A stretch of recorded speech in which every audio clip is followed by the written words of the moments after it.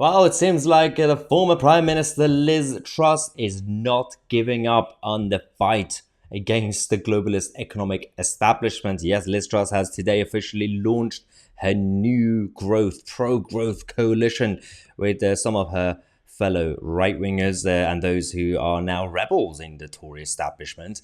This is going to be quite interesting what's going to happen with this new coalition and how much of a trouble they're going to be making for Jeremy Hunt as Chancellor and Rishi Sunak as Prime Minister. Now, for those who would say, well, Liz Truss is still a Tory, we can't trust them. Yes, I get that argument as well. But any attempt inside the Tory establishment from semi right wingers, at least economically, it's welcoming.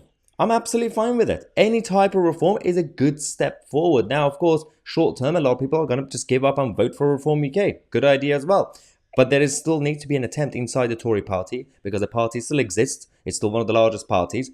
They need to do something about it. So this morning you had the Growth Commission being launched. You had Liam Halligan from GB News who joined a number of other right-wingers, including Liz Truss and Priti Patel and others. And obviously we have some issues with the past in terms of the some of these figures as former government ministers. But yeah. Guido said, the great and the good of the pro-growth coalition met in 1 George Street in Westminster this morning for the launch of Liz Truss's latest project.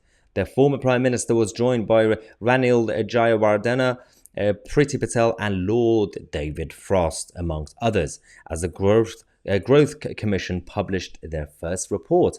The commission, made up of 13 leading international economists and supported by analysts, warned of waning growth, which they blamed for Britain's being £10,000 worse off than Americans. Well, that's completely unacceptable. Guido says the fanatically pro-competition growth commission will launch a host of economic modelling to react to fiscal events. I think this is also a good time for these guys to go cross-party and work with Richard Tice and Reform UK, for example, because Richard Tice and Reform UK have similar plans.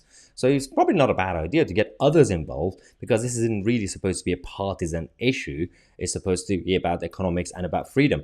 And this is about tackling the issues with the globalist establishments who are completely creating an anti-competition protectionist rackets for the vested interests and corporations. So this could be quite interesting to see how it goes, but it will help if they go beyond just Tories. So Treasury orthodoxy came under fire by Liz Truss, not just in Britain, but also foreign economic departments too. One board member of the commission cited the time New Zealand signed a trade deal with China, the benefits of which the New Zealand Treasury underestimated by 500%.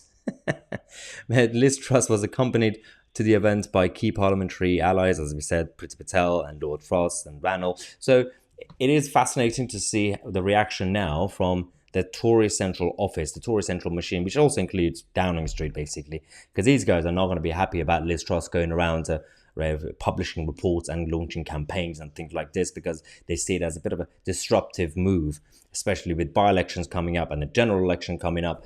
But I think a bit of disruption is needed, not just for the Tory party, but for our democracy in general. So if they're going to do anything while still being Tory, it's fine, it's welcoming. Any attempt is okay. As long as it's not a distraction tactic, it's good. So let me know your thoughts about this new growth commission and coalition. I'm Mahyar Tousi, and we are the media.